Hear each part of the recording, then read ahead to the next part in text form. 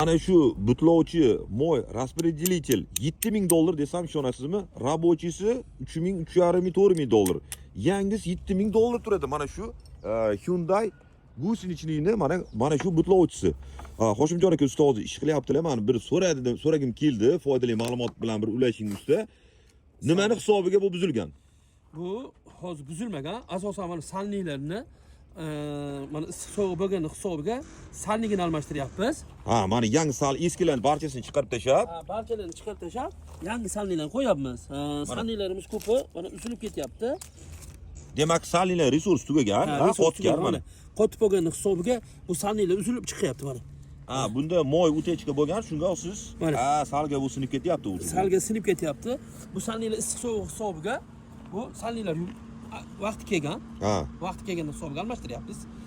Xo'p, yana savol, nima hisobiga bu buziladi? Ko'p bizdan zapchast so'rab kelishadi do'konimizga, mana bu klapanchalarni so'rab kelishadi yoki silikon so'rab kelishadi.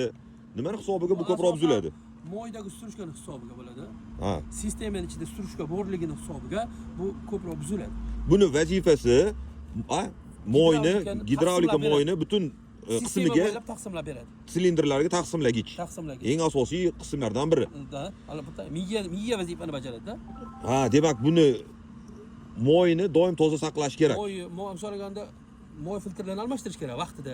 Hech bo'lmasa bir yilda bir marta bak to'xtatib to'kib, baklarni tozalash kerak. Vertonkalarni. Vertonkasini va gidravlik moylarni hammasini tozalab yursa, bu ko'p yil ishlab yuradi.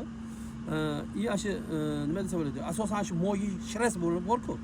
Gidravlik moy shirasiga qarab turish kerak, vaqtida almashtirib. Shu bakda moy o'z bo'lsa ham mana shu ziyon ko'radi ko'proq. Yetarlicha moy kelmasdan, boshqa bo'lmasdan, litr vaqtida bermaydi. Nasos litr vaqtida bermagan hisobiga bo'ladi. Surishga bo'lsa, bu ziyon bo'laveradi. Texnikada qancha kerak yo'q, jiri past bo'lsa, bu tez bo'laveradi. Demak, moy ham o'zining motochasi bor.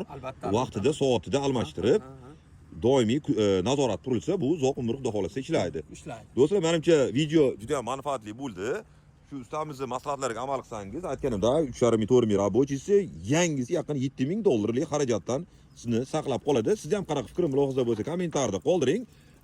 Ustamiz shunaqa gidravlik sistema, hadovo sistemani mohir ustalaridan xizmat bo'lsa video pastda nomerlarni qoldiraman. Kelishilgan holatda O'zbekiston va qo'shni davlatlarga ham chiqasizmi?